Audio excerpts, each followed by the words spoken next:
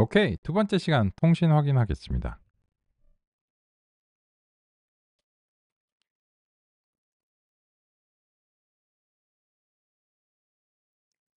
감사합니다.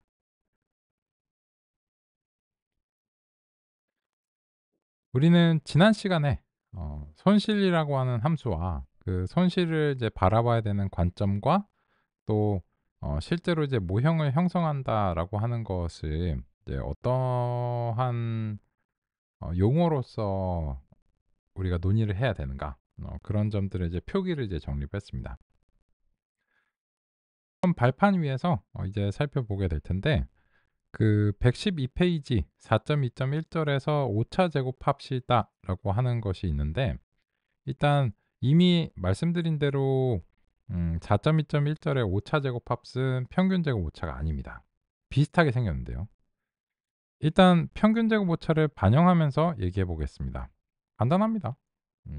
요 이제 복사 붙여 넣기 이제 하셔 가지고 요 그 앱솔루트 라고 이제 되어 있는 이제 요 부분이 있죠.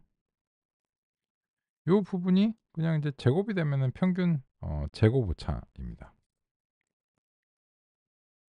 당연하게도 뭐 0인 경우에는 제곱을 하나 절대값을 하나 뭐 전혀 인제 차이가 없고요. 그죠? 요 틀을 이제 밑에서 그냥 복사 붙여 넣기 해 주시면 이제 그 당연히 인제 제곱을 하다 보니까 그 값이 커질 가능성이 있겠죠. 그죠? 그래서 이제 평균 제곱 오차인데 이것만을 이런 것만을 보고서는 '왜 인제 절대 오차 대신에 제곱 오차를 써야 되는가.'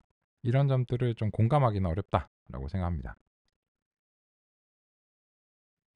그래서 아까 논의 드린 대로 그것은 이제 실제로 손실을 최적화하는 과정에서와 이제 밀접한 연관이 있는 것이다라고 하는 점으로 상의 말씀드리고 싶습니다.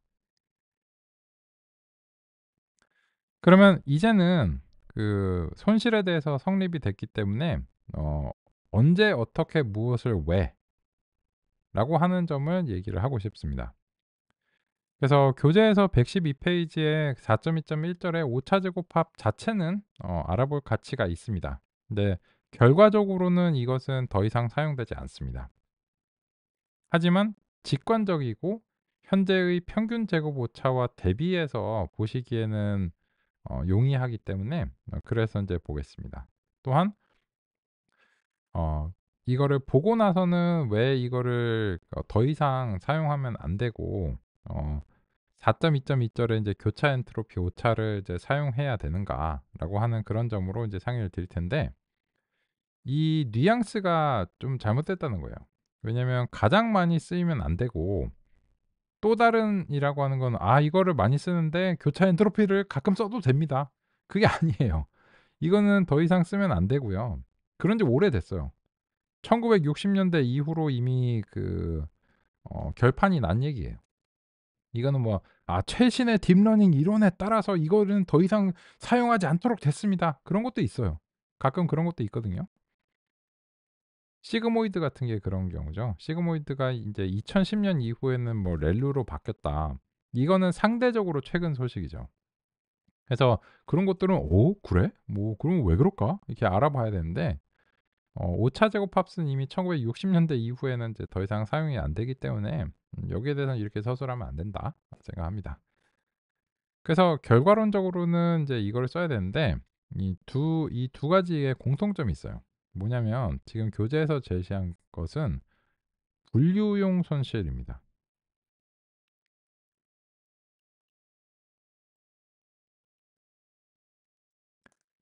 그게 인제 어떤 차이인가 라고 하면 아까 인제 제가 말씀드린 이 평균 제곱 오차의 경우에는 연속적인 값들에 대한 손실을 구하는 이제 회귀 손실이에요.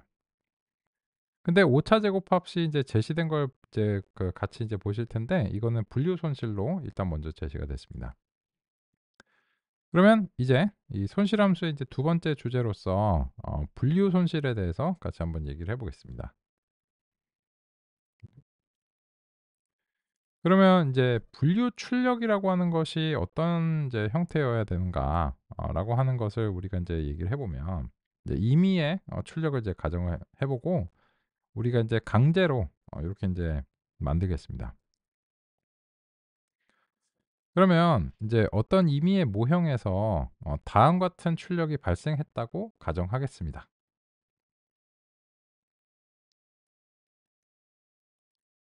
그러면 이제 요 출력을 보면 우리가 알 수 있는 게 있어요. 뭐냐면 이렇게 출력을 낸다는 거는 그 0 번, 1 번, 2 번이라고 하는 세 가지 중에 하나를 예측하는 다중 분류 출력이구나.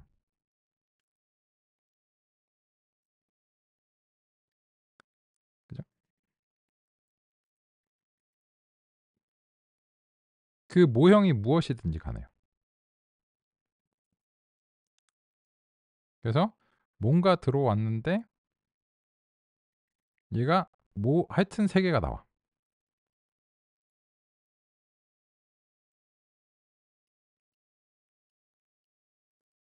그럼 만약에 신경망이었으면 여기 퍼셉트론을 출력층에다가 세 개를 썼겠죠.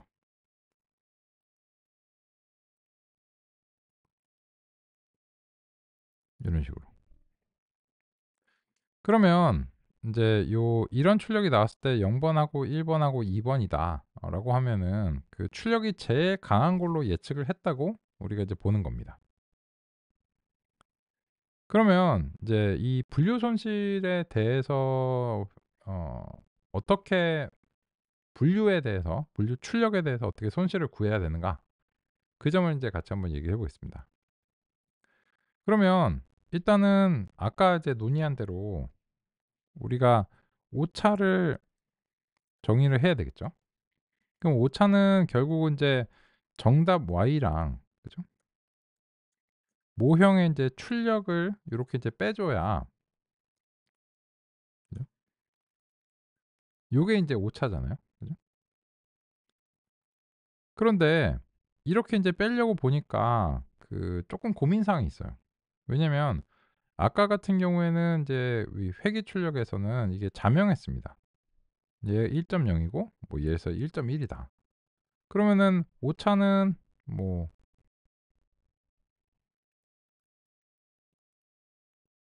그로 인해서 마이너스 0.1 만큼의 인제 오차가 있고 이거를 뭐 절대값 하든지 제곱하든지 그거는 뭐 그다음 문제고. 그죠?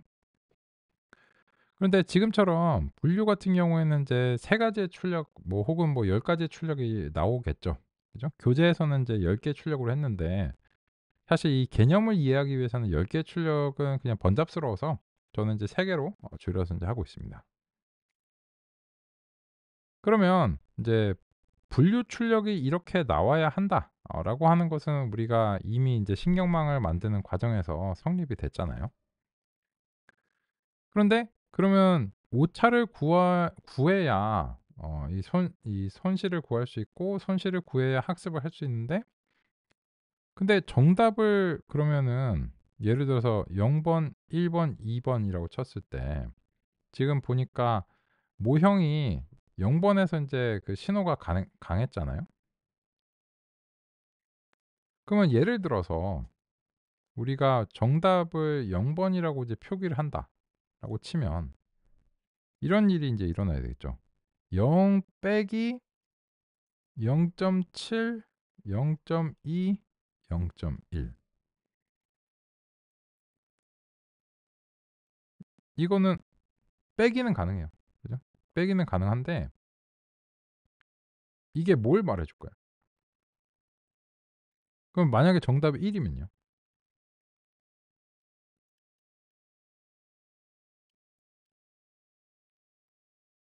그죠? 그래서 이번에는 이 분류 손실을 위해서는 우리가 첫 번째로 고민해야 되는 것이 정답을 어떤 방식으로 표현을 하는 것이 바람직할 것인가. 이런 점들을 첫 번째로 고민을 해야 됩니다.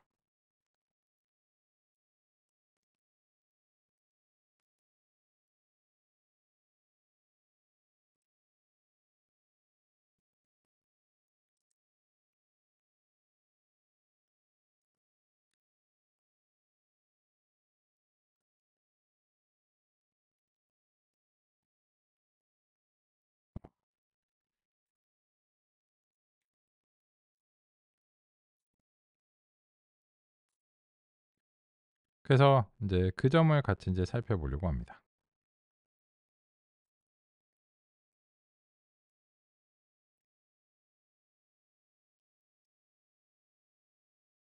분류 출력은 범주형 변수입니다. 기계학습에서 범주형 변수는 보통 원하딩 코딩 변환이 필요합니다. 정답 y 값이 분류 출력 신경망 모델에서 사용되려면 원하드 인코딩으로 변환되어야 합니다. 0부터 9까지 중에서 정답이 0이라면 원하드 인코딩으로 변환했을 때 0부터 9까지 10차원 벡터로 표현되고 그 중에서 0에 해당하는 첫 번째 값만 1이고 나머지는 모두 0으로 채워집니다. 한 개만 1이고 나머지는 모두 0으로 채워진다는 점에서 원핫이라는 명칭을 공감할 수 있을 것 같습니다.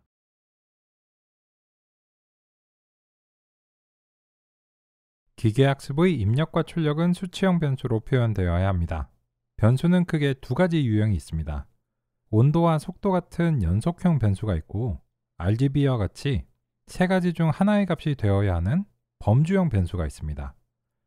기계학습의 출력이 연속형인 경우 회귀 분석의 대상이고 범주형인 경우는 분류를 수행합니다.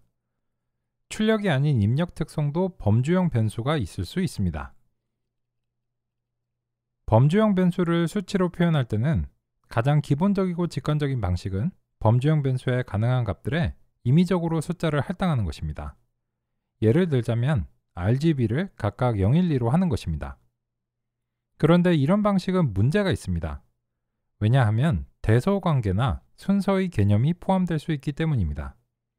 문자와 숫자 모두 의미를 대표하는 표기인데 이러한 표기는 올바른 의미를 반영해야 합니다.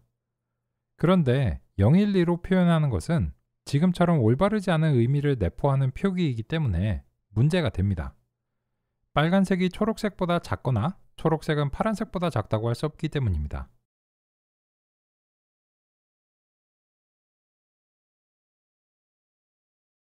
범주형 변수를 표현할 때 수치로 표현되면서도 대소관계와 같은 의미를 내포하지 않도록 하려면 어떻게 해야 할까요? 그러한 방법으로 활용되는 것이 원하드 인코딩입니다. 원하드 인코딩은 범주형 변수의 가능한 값들을 각각 직교적인 단위 벡터로 표현합니다. 이러한 벡터를 구성하려면 범주형 변수의 가능한 값들만큼 차원이 필요합니다. 즉, RGB 세 가지 값이 가능하다면 각각의 값은 3차원의 직교하는 단위 벡터로 표현됩니다. 예를 들어 R 값은 100, G 값은 010, B 값은 001로 표현될 수 있습니다. 이러한 벡터들은 서로 크기가 같으면서 직교적이기 때문에 대소관계가 없고 모든 값들이 서로 다른 값들과의 거리가 동일합니다. 그래서 어떤 값은 다른 모든 값들과 다름의 정도가 동일합니다. 즉, 빨간색을 나타내는 벡터는 초록색이나 파란색의 벡터와 다름 정도가 동일하고 나머지도 마찬가지입니다. 그래서 이런 표현은 각각의 값에 임의적으로 숫자를 할당할 때 대소관계나 순서의 의미가 포함되는 문제를 해결할 수 있는 방법입니다. 원핫이라는 명칭은 단위 벡터의 값에서 오직 하나만 1의 값을 갖고 나머지는 모두 0이 되는 것을 의미합니다.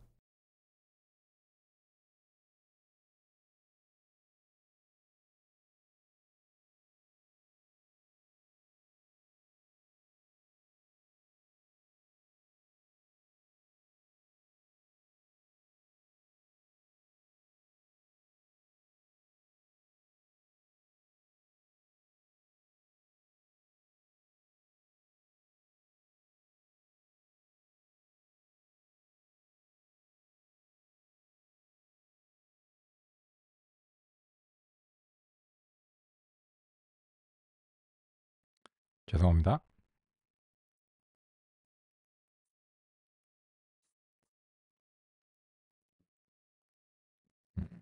잠시 화면을 멈추고 좀 안정화시키겠습니다.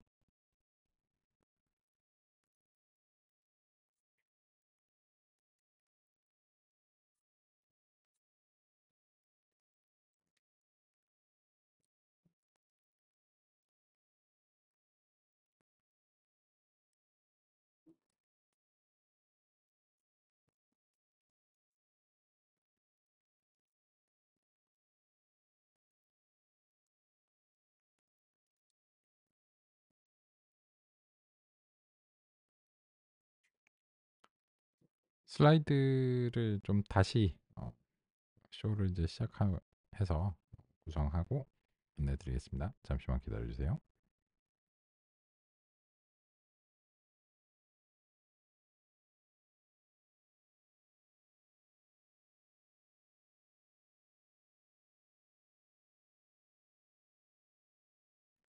네, 기다려 주셔서 감사합니다.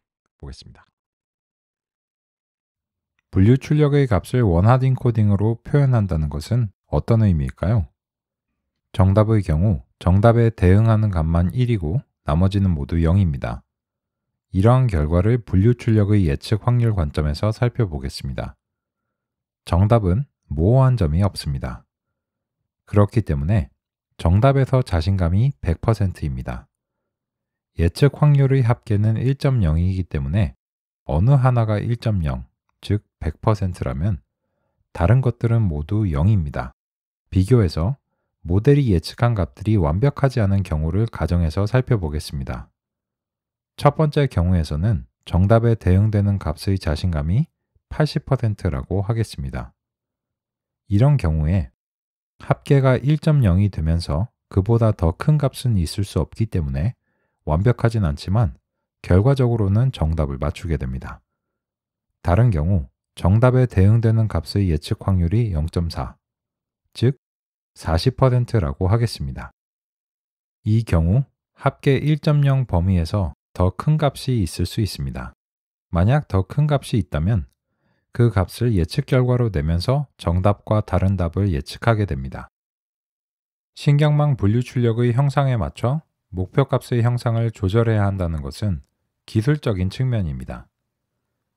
정답의 경우를 확률적 자신감이라는 측면에서 살펴보면 출력을 원하딩 코딩으로 변환하는 것의 의미를 좀 더 이해할 수 있습니다. 요거는 그 원하딩 코딩 자체는 머신러닝에서 이제 기본적인 내용이라서요. 그냥 이제 쭉 제시를 드렸습니다. 그러면 이제 여기서 이제 그 112페이지의 교재 오차 제곱 팝스에서 우리가 이제 같이 한번 보겠습니다. 이 보시면 그 교재에서의 표기가 우리랑 조금 달라서 이제 해당 부분을 좀 상의를 드릴게요. 교재에서는 요 t라고 하는 표기를 우리의 정답 y로 하고 있고요. y를 우리의 모형의 출력이라는 의미에서 y라고 이제 하고 있습니다. 그건 이제 자기 마음이에요.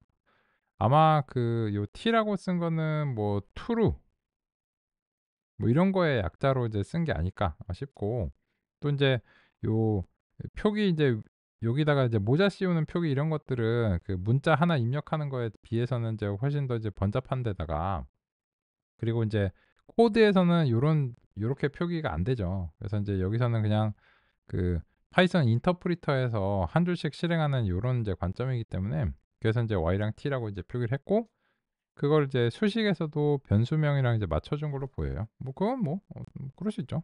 그럴 수 있고. 근데 다만 그 저는 이제 많은 문헌들에서 요렇게 인제 표기를 하기 때문에 수학적인 측면에서는요. 그래서 인제 요렇게 표기를 하고 있고 그렇습니다. 네, 보시면 이 분류 출력의 정답으로서 요 한 개가 1 이고 나머지는 0 이기 때문에 이것은 그 정답 레이블 t는 정답을 가리키는 위치의 원소는 1로 그 외에는 0으로 표기합니다. 라고 이제 되어 있는데, 이게 이제 원하딩 코딩입니다.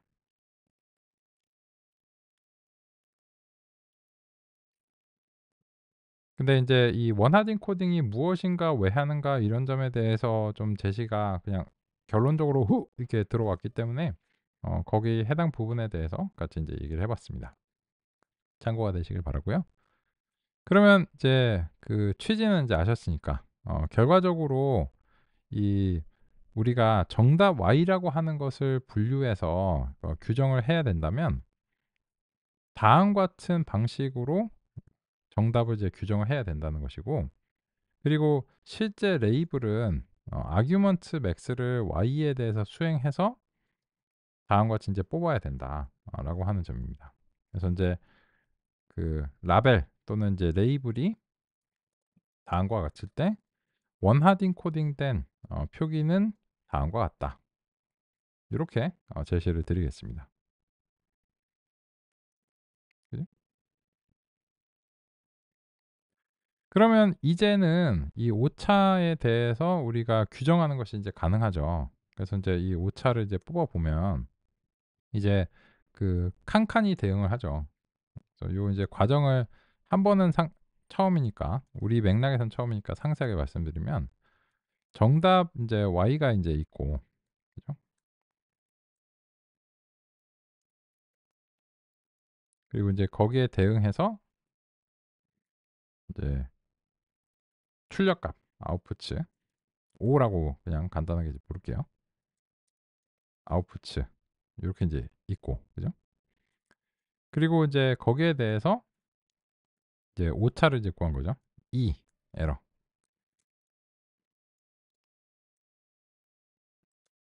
요런 식으로요.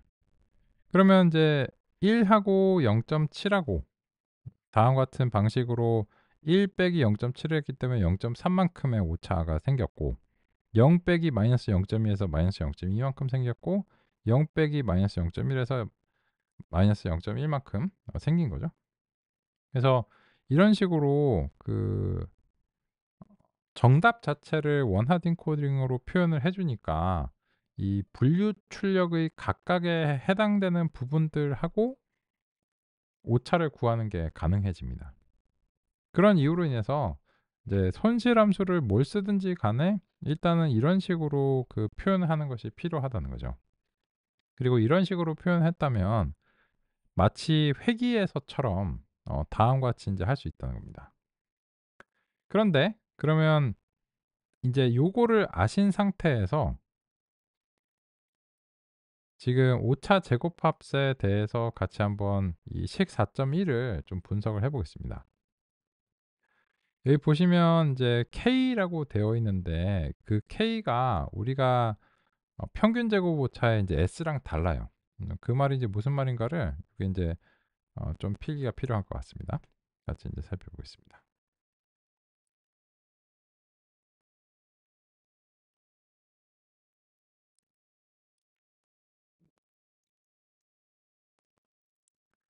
그러면 인제 아까 인제 공식을 보면 그 sum squared error죠.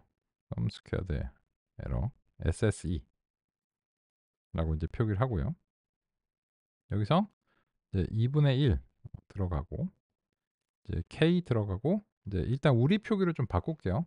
제곱을 할 거니까는 순서는 상관없고 그러면 정답하고 예측값하고 요런 식으로 제가 이제 교재 표기를 살짝 바꿔서 우리가 사용하던 표기로 제시를 하겠습니다. 그런데 그러면 이 K는 무엇이냐라고 하면은 이 N 개까지 진행하는 거예요. 그게 뭔 말이냐. 모형의 출력이 나오잖아요.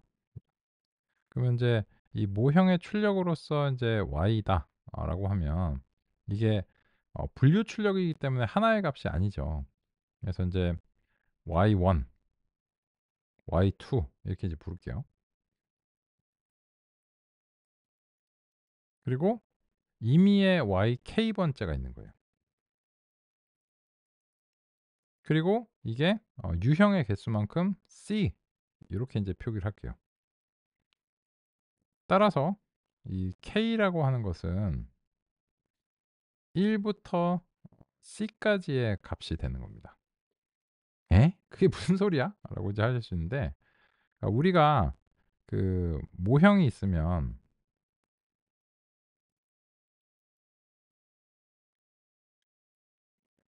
여기서 인제 입력이 이제 들어가잖아요. 그러면 인제 입력이 S by N 개가 들어가죠. 그러면 인제 여기서 그 분류 출력이면은 S by C 개가 나와야 되겠죠. C 개 나와! 죄송합니다. 그러면 요 C라고 하는 것이 이렇게 나오면 예를 들자면 그 이제 손글씨 숫자 인식에서는 0 부터 인제 9 까지 요렇게 인제 있으니까 이때의 C는 10 이겠죠.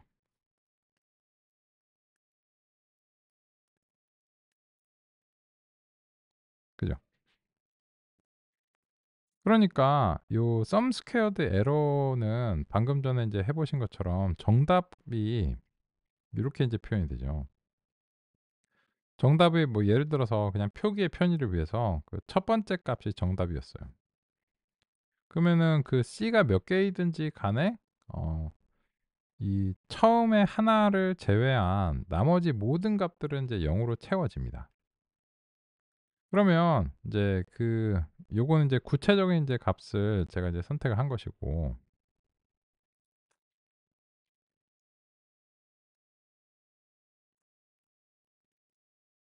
갑자기 인제 커서가 없어졌어요.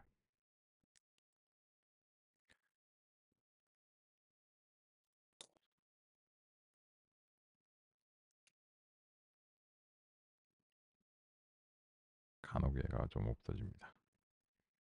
그럼 이제 보시면 이제 요 sum squared error다라고 하는 것은 그럼 보면 이제 그 첫 번째 자리의 정답 요거죠. 요거랑 요거랑 이렇게 하는 거고, 두 번째랑도 두 번째 자리들끼리 요렇게 인제 오차를 구하는 거잖아요. 그리고 임의의 k 번째 자리 이렇게 인제 오차를 구하고,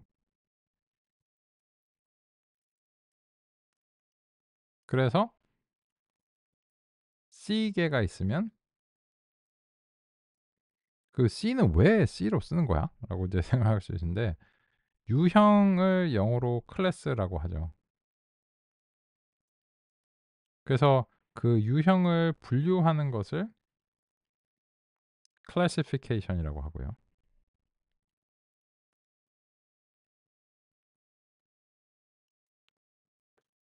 그것을 수행하는 것이 분류기죠.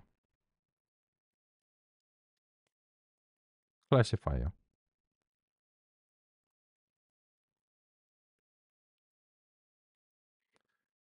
그래서 일단 그냥 편의를 위해서 그런 이유로 인해서 인제 C로 쓰고 있습니다. 근데 아까와 인제 동일하게 이렇게 하면은 양수음수가 나올 수 있잖아요. 그러면 이제 집계하면서 서로 상쇄가 돼 버릴 가능성이 있겠죠. 그래서 최소한 절대값이나 그 미분 연산을 위해서 이제 제곱을 수행해야 된다라고 하는 점이죠. 그래서 인제 요거를 풀어서 쓰면 실제로는 요렇게 되기 때문에 아까 평균 제곱 오차랑 전혀 의미가 다릅니다. 그죠? 평균 제곱 오차랑 이제 비교를 해 보면 평균 제곱 오차에서의 그 시그마는 요 S 방향이에요. 즉 여기 이제 i가 s까지 전진하는 게 요 배치 입력을 처리하는 거고, 요 sum squared error에서 인제 k 방향은 요쪽 방향이거든요. 그래서 인제 요 k부터 인제 n까지가 간다, c까지가 간다.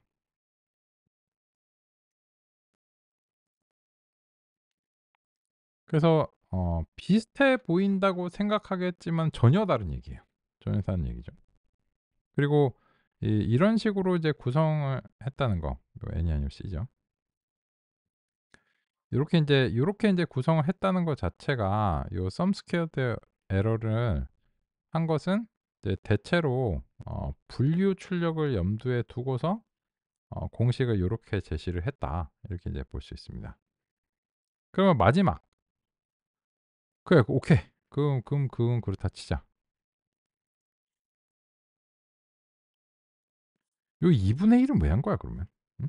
S개를 나눈 것도 아니고. 아까 요 평균 제곱 오차에서는 오케이, 요거를 이제 해 갖고 요렇게 인제 하니까 S의 개수에 따라서 요게 인제 그 정규화를 해 주긴 해야 될 것 같으니까 그 네 말대로 S가 맞는 것 같아. 근데 제가 인제 sum squared error를 이렇게 보여 드리면 이렇게 쭉 풀어서 쓰면은 '아 이게 그 평균 제곱 오차랑 다르구나.' 라고 하는 이제 그런 점을 아실 수 있는데, 여기에 대해서 그러면 "2분의 1은 왜 쓴 거야?" 라고 하면 미분을 한번 해 보세요. 그죠? 간단하게 요거를 요렇게 하면 이게 dy dx가 EX가 되잖아요. 그죠? 근데 요걸 날려버리 이거 이 일을 요거 없애고 싶어 하면은 이게 없어지잖아요. 그죠?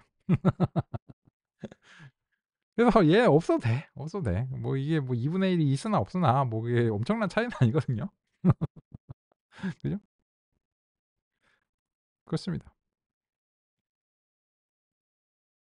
그런데 일단은 그래서 '아 이게 그 전혀 다른 얘기구나. 되게 비슷하게 생겼는데 전혀 다른 얘기구나.'라고 하는 것을 이제 납득하시리라 생각합니다.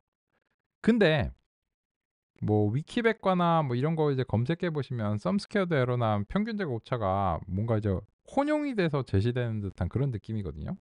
그 이유가 있어요. 왜냐면 이런 거예요. 그 만약에 if C가 1 이면 어떻게 될까요? 그러면은 그냥 그 단일한 값이 하나 발생하는 상황이겠죠. 그러면 C가 1 이면 이제 요 썸 스퀘어드 에러 공식에서 이제 KC 하고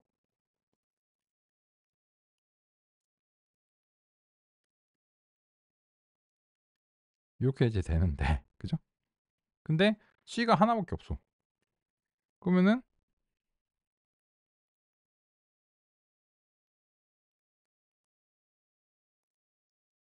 요렇게 되겠죠. 2분의 1. 그죠? 그런데 그러면은 이제 어떻게 되냐면 인제 이 mean squared error에 요거를 이제 집어넣는다 하면은 mean squared error는 이제 이런 의미가 있죠. 요 S계인데 요 i부터 S까지 정답과 예측값의 차이를 모든 표본에 대해서 인제 구한다라고 하는 건데 이게 그 의미적으로는 표본 오차잖아요.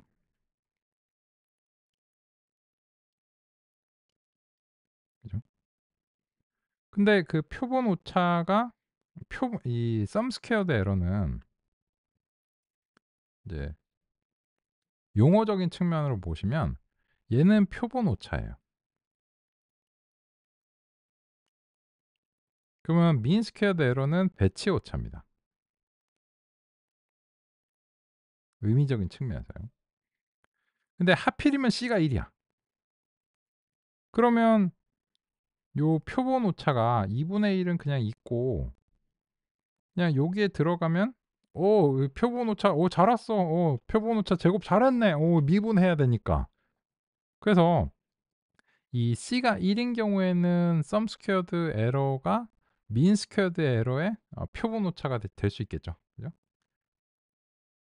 사실 인제 C가 아니어도 그 이제 어쨌든 뭐 네가 표본 오차를 알아서 구해 오시고 나는 배치 오차니까 표본 오차를 이제 합계를 해서 정기화해 주는 그런 역할밖에 없거든요. 그러다 보니까 이게 C가 1인 경우에는 썸 스퀘어드 에러랑 민 스퀘어드 에러가 교묘하게 이렇게 합쳐져요. 그래서 쪼끔 헷갈리거든요. 그래서 사람마다 이거를 뭐 평균적 오차라고 그냥 한꺼번에 싸잡아서 부르기도 하고 "아니야. 저처럼 인제 이거는 인제 엄격하게 이제 표본 오차인 거고 저거는 배치 오차야." 이렇게 나누는 사람도 있는 건데 실제로 이 교재에서도 그 용어가 인제 그 분명하지 않았어요. 왜냐면 지금 그 초판 11 세거든요. 초판 11 쇠인데 이게 똑같은 책인데 아직 인제 판이 바뀌진 않았는데 아마 안 바뀔 것 같고 뭐 5 쇄인가? 그 이때까지는 요 장의 제곱을 평균 제곱 오차라고 써 놨어요. 비판을 많이 받았겠지. "이게 틀렸다." 저처럼 "아니잖아." 이렇게 "아니잖아." 이렇게 비판을 많이 받았겠죠. 그래 갖고는 인제 그 5세 이후로의 쇠들을 은근슬쩍 오차 제곱 합수로 이제 바꿔 놨습니다. 그래. 그거는 오류를 수정한 거 맞아요. 오류를 수정한 거 맞는데 이왕 그 오류를 수정하는 김에 요것도 수정했으면 좋지 않았을까 생각하는데 요거를 수정을 하는 거는 인제 판이 바뀌어야 될 가능성이 있습니다. 하여튼 인제 그렇고요. 그래서 인제 4.2.1 절에 "오차 제곱합시다."라고 하는 것이 이제 현재로서는 대체적으로 만약에 이거를 C가 1인 걸로 할 것 같으면 뭐 하러 이렇게 요게 없어지는 효과가 있잖아요. 그죠? 이 시그마 부분이 C가 1 이면은 전혀 의미가 없거든요. 따라서 이 sum squared error를 한다는 것 자체는 이제 C가 1인 경우로 하면 '아 그래, 그래. 이것도 인제 회귀에서 사용할 수는 있지. 뭐 네 말이 틀린 건 아니야.'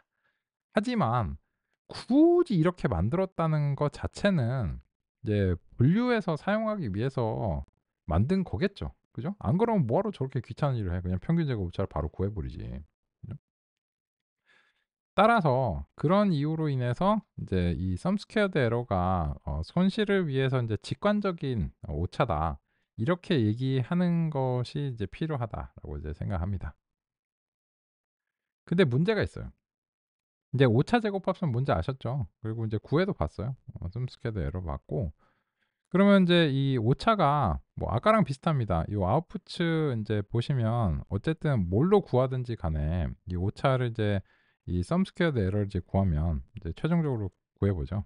그래서 인제 SSE를 이제 구해 보면 이 오차들이 이제 출력에 따라서 합계를 내는 거니까 아까처럼 이 출력은 평균 내면 안 됩니다. 그래서 아까처럼 이제 3 으로 나누고 이러면 안 되거든요. 그래서 얘네들은 그냥 순수하게 정말로 이제 제곱합계를 내야 돼요. 2 분의 1은 생략할게요. 그죠? 그래서 인제 2 분의 1을 하는 거는 그냥 뭐 미분해서 값을 날려보기 위한 그 정도의 어떤 목표밖에 없으니까 이제 지표적 측면에서는 그냥 썸 스퀘어드 이렇게 제시하는 게 좋을 것 같아요. 그죠? 그러면 이제 우리가 아까와 마찬가지로 당연한 얘기지만 만약에 인제 정답하고 예측값이 완벽하게 일치하면 이게 다 빵 나오니까 무조건 빵 나오겠죠. 그뭐 그건 볼 필요가 없을 것 같고 이제 비교해서 지금 이제 0.7, 0.2, 0.1 인데 그러면 인제 이 정답에 해당하는 값에서 출력이 가장 높았잖아요. 근데 만약에 인제 그렇지 않았다. 그래서 인제 요 아웃푸츠라고 하는 것이 좀 못했어요. 뭐 이렇게 긴가민가 하는 거야. 1 번인가 2 번인가 3 번인가 이렇게 헷갈리는 거야. 근데 요 1 번하고 2 번을 이제 헷갈리다가 이제 2 번으로 찍었어요. 2 번으로 찍은 거죠. 그러면 인제 정답이 여전히 1인 상황이죠. 어 정답은 인제 굳건하게 이렇게 인제 정답이니까 흔들림 없이 이렇게 딱 지키고 있는데 그러면 이제 요렇게 하면 어쨌든지 간에 정답에서 멀어질수록 지금 이제 보시는 것처럼 정답에서 멀어질수록 손실이 증가합니다. 근데 우리가 바라는 방향성은 이게 아니죠. 손실이 낮아지는 방향성으로 가야 되겠죠. 그래서 일단은 오차 제곱합이라고 하는 것을 통해서도 아까 평균 제곱 오차와 같은 그런 논리는 충분히 이제 우리가 살펴볼 수 있습니다. 근데 문제가 있어요. 이 오차 제곱합은 제가 말씀드린 대로 1960 년대 이후에는 이제 사용되지 않는다라고 인제 그런 말씀을 이제 드렸거든요. 그 이야기가 아마도 여기 있을 겁니다. 언제 인제 요거를 제시를 했는가 하면은 요 1960 년대 아델라인에 대해서 말씀을 드렸죠. 계산 함수의 문제점을 이제 논의 드리는 이제 과정에서요. 보면은 요때 요때 요게 요거 표기는 좀 잘못됐는데 음 요 표기는 제대로 됐다. 이거는 쪼끔 헷갈리실 수 있는데 얘가 지금 정답이 1 또는 이제 마이너스 1 인 이제 이진 분류의 이제 상황이에요. 그죠? 그래서 인제 그때는 이제 오류를 구하면 잘 아시겠지만 0 아니면 플러스 마이너스 2 인데 얘는 절대값하고는 제곱하면은 그 0 아니면 인제 그냥 오류가 뭔가 있는 거거든요. 그래서 인제 이때는 그냥 인제 간단하게 오차 제곱합을 썼어요. 그런데 이미 "이거는 인제 과도기적인 모형이다."라고 말씀을 이제 드렸고 그래서 이 이후에 뭐 로지스틱 회귀가 되고 이러면서 그 손실함수가 전혀 인제 다르게 바뀌었습니다. 그때 인제 그 로그 손실이라고 하는 것을 제시를 그러니까 이미 50 년대 60 년대 됐어요. 로지스틱 회귀와 같이 분류를 수행하는 경우 회귀 출력과 손실이 달라집니다. 그 이유는 출력의 확률 분포 과정이 다르기 때문입니다. 이진 분류의 경우 베르노이 분포를 가정합니다. 베르노이 분포에서는 둘 중 하나의 값이 가능하고 두 가지 값의 확률 합계는 1.0이 되어야 합니다. 이러한 점을 고려한다면 아델라인이 분류 출력을 항등함수로 하는 것이 문제가 있다는 것도 이해할 수 있습니다. 이러한 가정에 근거해 최대 우도 추정을 하면 다음과 같은 형태의 손실이 유도됩니다. 이것을 로그 손실이라고 합니다.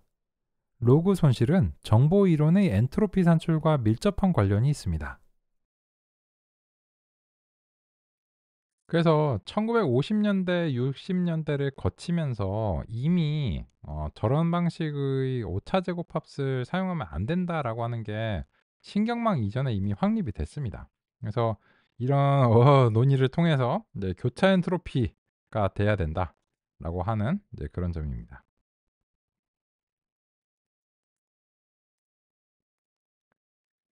그래서 우리는 교차 엔트로피 찾아야 됩니다.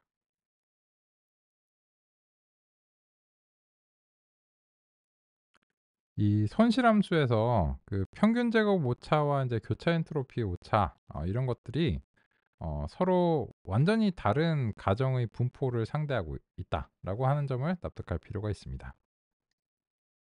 기계학습 모델의 출력 유형은 대체로 회귀와 분류 두 가지가 있습니다. 출력 유형에 따라 손실을 구하는 방식도 달라집니다. 회귀에서는 평균 제곱 오차, 분류에서는 교차 엔트로피 오차를 손실함수로 사용합니다. 이외에도 여러 손실함수가 있을 수 있는데 대체로 회귀는 평균 제곱 오차의 변형이고 분류에서는 교차 엔트로피 오차로부터 파생된 것들을 주로 사용합니다.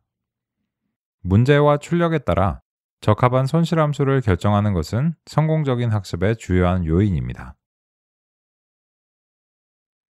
근데 요 공식은 제가 인제 그 표기의 간결함 등을 위해서 요렇게 제시했는데 이게 그 서로 정확한 비교가 되려면 어떻게 해야 되냐면 이 평균 제곱 오차는 말씀드린 대로 회귀 출력이면서 그 배치 단위 오차입니다. 배치 오차라고 인제 해야 되죠.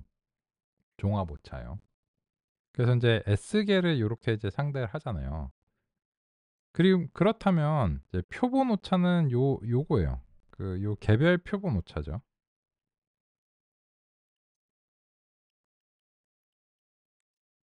그러면 표본 오차의 공식은 그냥 정답과 예측값의 차이를 제곱했다.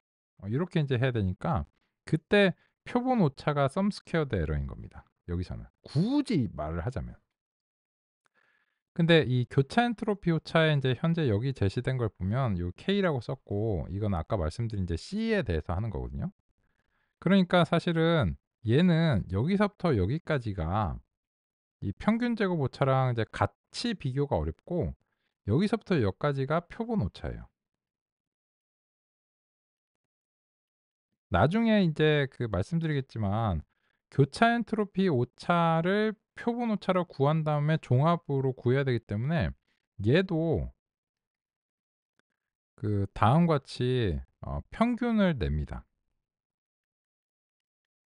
그래야 이게 같은 선상에서 비교가 가능해요. 그래서 평균 교차 엔트로피 오차랑 평균 제곱 오차를 서로 비교를 하는 게 맞습니다. 배치 오차는 배치 오차끼리 표본 오차는 표본 오차끼리 비교하는 게 맞습니다. 근데 인제 그 논의가 좀 번잡스럽고 표기가 좀 번잡스러워서 처음에 좀 헷갈리시니까 헷갈리실 수 있는 가능성이 있으니까 그래서 이 평균 제곱 오차는 그냥 배치 오차적인 측면으로 제시를 했고 교차 엔트로피 오차는 일단 요게 납득이 안 되는데 요게 고다음이 납득이 좀 어려우니깐요. 어 이렇게 제시를 했는데 정확하게 말씀드리자면 그렇다라고 하는 것입니다. 그래서 그 이거는 요렇게 얘기하면 안 된다는 거예요. 또 다른 손실함수 이 뒷목 잡습니다 이러면. 또 다른 이게 아니고 이미 1960 년대 이후에 인제 분류 출력 분류 손실로서는 교차 엔트로피를 자주 이용하면 안 돼.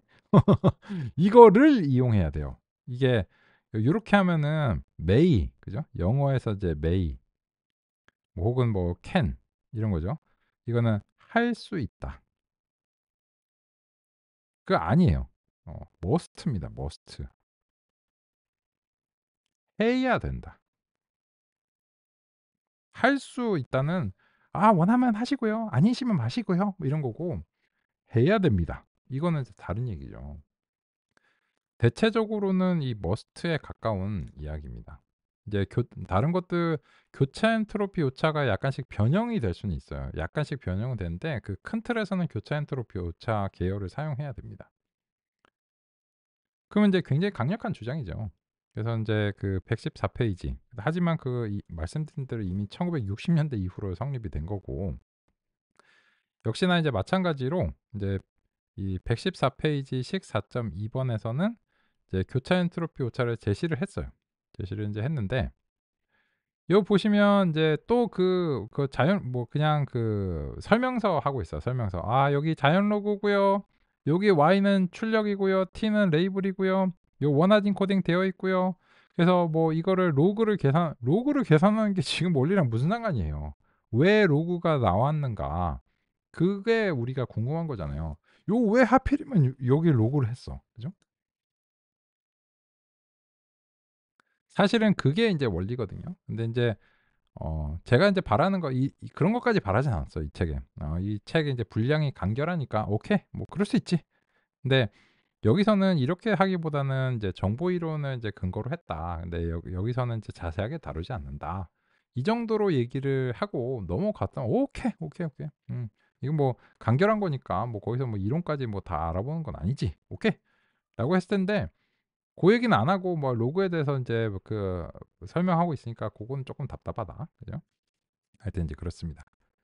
그래서 우리는 이제 결과적으로는 어제처럼 이 교차 엔트로피를 대비시키는 게 필요할 수 있어요.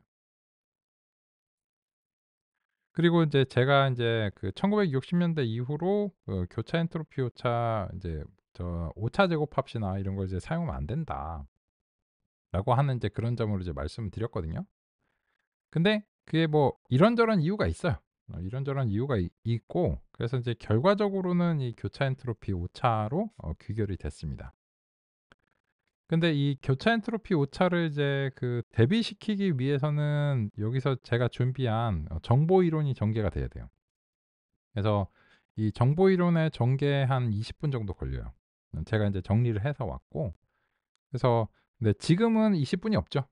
그래서 일단은 우리가 분류 출력에서는 "교차 엔트로피 오차로 결론적으로 손실을 구해야 된다."라고 하는 점을 일단은 이 공식이 아직 납득이 안 되시겠지만 시간 관계상 현재 요번 시간 관계상은 그냥 다짜고짜 좀 구현하면서 살펴보도록 하겠습니다.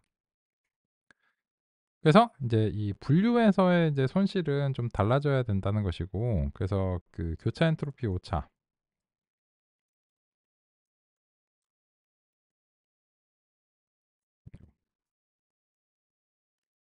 교차 엔트로피 오차인데 표기가 좀 귀찮으니까 CEE 이렇게 인제 하고요. 그리고 이제 람다 하고 정답하고 그리고 인제 예측값을 y predict라고 부를게요. 귀찮으니까. 그러면 인제 로그로 변환을 예측값을 하고 그거를 뭐 사실 뭐 순서는 상관없지만 정답을 요렇게 이제 곱해 주고 그거의 합계를 구해서